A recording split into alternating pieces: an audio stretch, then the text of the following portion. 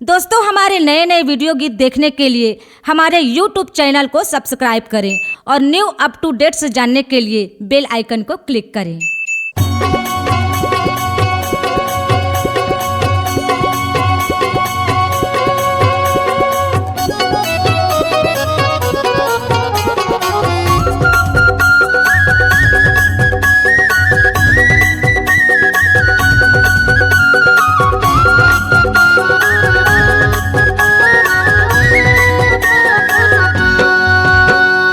हमरो बाबा घासीदास के यही है ऐलान, हमरो बाबा घासीदास के यही है ऐलान।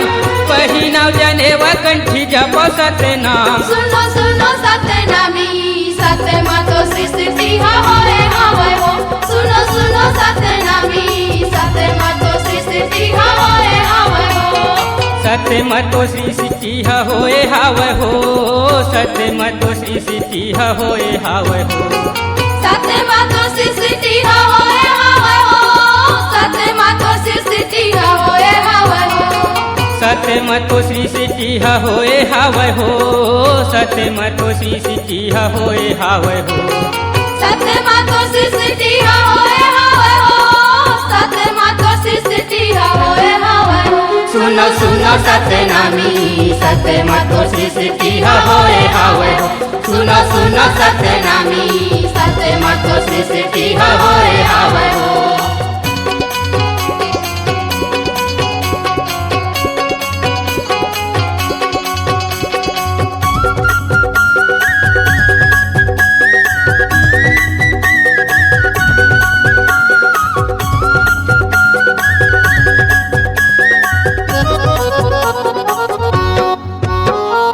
अहो गुरु घासीदास सुमिरौ मतोहि, लिखव चरित गुरु बुद्धि देह मोहि।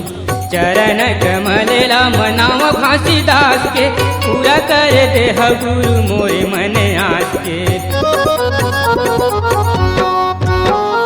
अहो गुरु घासीदास सुमिरौ मतोहि, लिखव चरित गुरु बुद्धि देह मोहि। चरण कमलेला मनाव घासीदास के, पूरा कर देह गुरु मोर मन आस के। सतनाम धुन सुने अमृत बानी, सतनाम धुन सुने अमृत बानी। कहे गुरु घासीदास झूठा जिन गानी। सुनो सुनो सतनामी सत्य मातो सृष्टि होए हावे हो। सुनो सुनो सतनामी सत्य मातो सृष्टि होए हावे हो।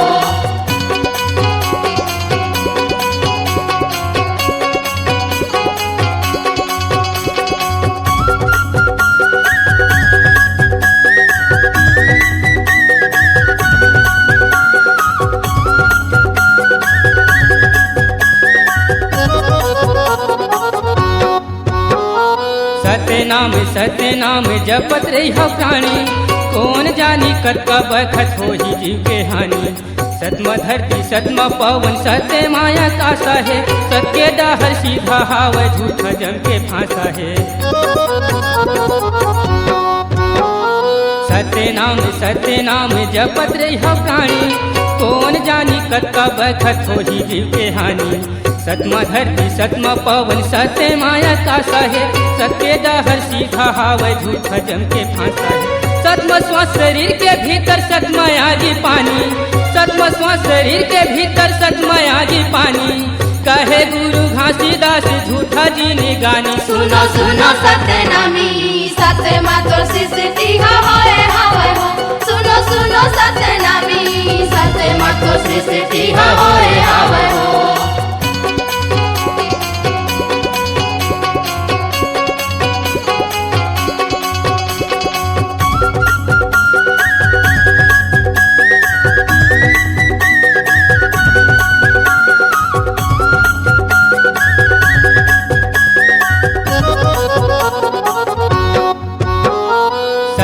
से देखे गुरु हंसला उबारे है, गुरु घासीदास सत्य लोक में सिधारे है।